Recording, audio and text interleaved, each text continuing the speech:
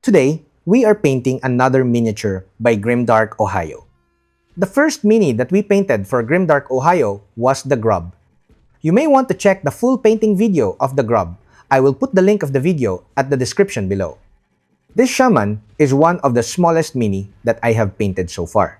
The height of the mini is not the smallest, but the details are tiny. The first part of this video shows how I painted this mini with Speedpaints for a tabletop standard painting. Just a quick painting for gaming. Grimdark Ohio is developing a skirmish game for their minis after all. Then, as usual, we paint some details and highlights to showcase the quality of the sculpt. Thinning paints for detailing and highlighting can be tricky. So we will discuss the thinning of paints for detailing and highlighting later in this video. We will also discuss synthetic and natural Kolinsky sable brushes throughout this video. So, join me as we paint this beautiful shaman mini with Speedpaints and Warpaints fanatics from the Army Painter. I'm Don, welcome to my channel. This channel is supported by all these awesome brands. Also, special thanks to the Army Painter for making this video possible. Oh, by the way, don't forget my affiliate links and discount codes down below. They won't cost you extra, but you'll get some good discounts. Lastly, do check out spraygunner.com. They've got everything you need for painting, from top-of-the-line airbrushes to high-quality paint brands. Now that business is out of the way, let's paint.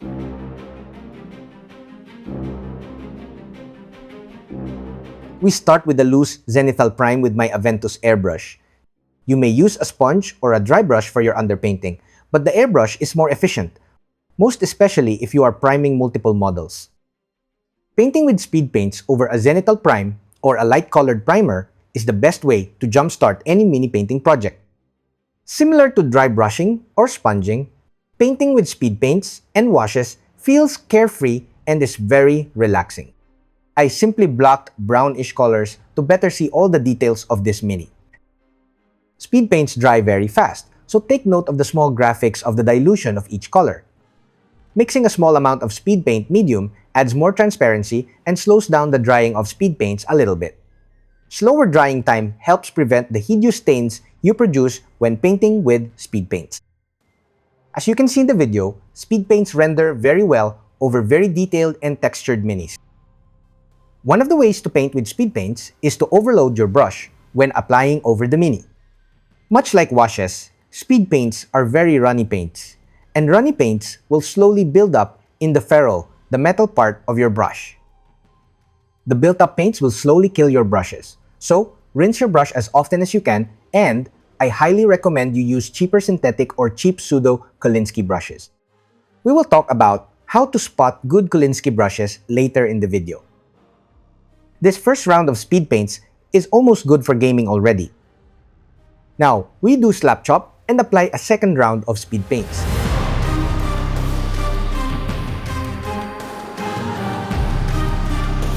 In our last video, I told you to avoid using white paint if you want a less chalky finish when using the dry brush. So, in this video, we are using a light flesh tone for our slap chop. We are using Chunko Skin from the Army Painter Infinity paint set. I dry brushed this color in 3 thin passes. The third pass was very light and was applied to the top areas of the mini. Once you are happy with your dry brushing, use a hairdryer to force cure the paint before painting with speed paints. Slap chop over our speed paint base colors will add more contrast, and depending on your selection for this second round of speed paints, will also add more color depth. Double slap chop or double speed paints is a very quick way to add highlights if you use brighter speed paint colors for the second round. But since I plan to paint highlights later, I gave the mini a darker finish to make my highlights pop more. Once you are happy with your second round of speed paints, we can now paint the details and a few quick highlights to the mini. You do not need to paint the tiny details if you are just aiming to put paint and play with your mini already. I applied a couple of thin coats of matte varnish with an airbrush before proceeding with painting of the highlights. Shameless plug, guys. I will be collaborating with Grimdark Ohio for an epic Kickstarter soon. But for now, you may check out another Kickstarter from Print Legend Studio. I will put the link below.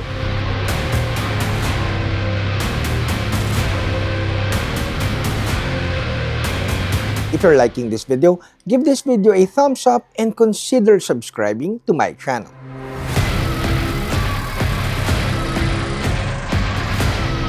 As mentioned earlier, you do not need to paint the details and add highlights if you are just aiming for a tabletop quality painting. But, since this is a commissioned work for Grimdark Ohio, we will push the level of the painting a little bit. Detail painting and highlighting is very fun, albeit it can be time-consuming.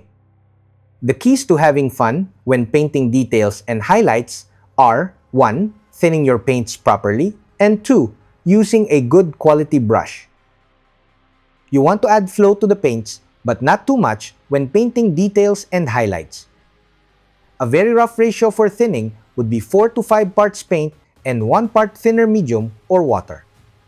The consistency of the paint should be less thin in comparison to painting base colors.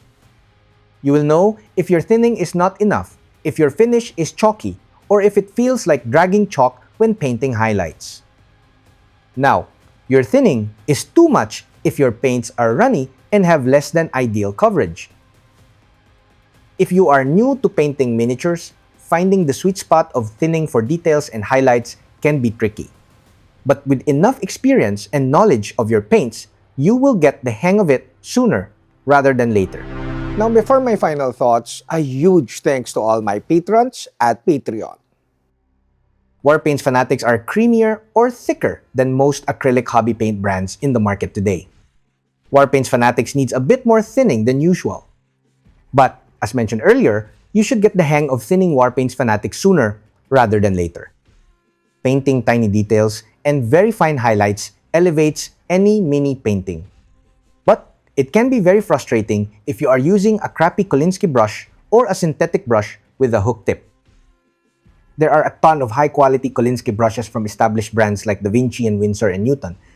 But I swear by my Kolinsky brushes from Foxbite Hobbies, I have been using the Kolinsky brushes in this video for a year now, and they are still awesome to this day. So many brands claim they are selling Kolinsky sable brushes, but a few are selling not so good stuff. A good natural sable Kolinsky brush should hold its sharp, fine point forever, should not shed hair too much, and lastly, should never lose its spring, bounce, or flex, whatever you want to call it. I am sorry to tell you that if the Kolinsky brush you bought, even with proper care and maintenance, develops a hook tip or cannot hold its shape, you were scammed.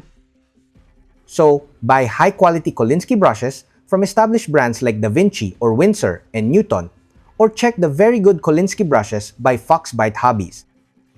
Lastly, do check out Grimdark Ohio on Instagram and Facebook. That's it, Pansit. I hope you like this video. Do comment, like, subscribe, and all that stuff. Until next video, guys. Bye!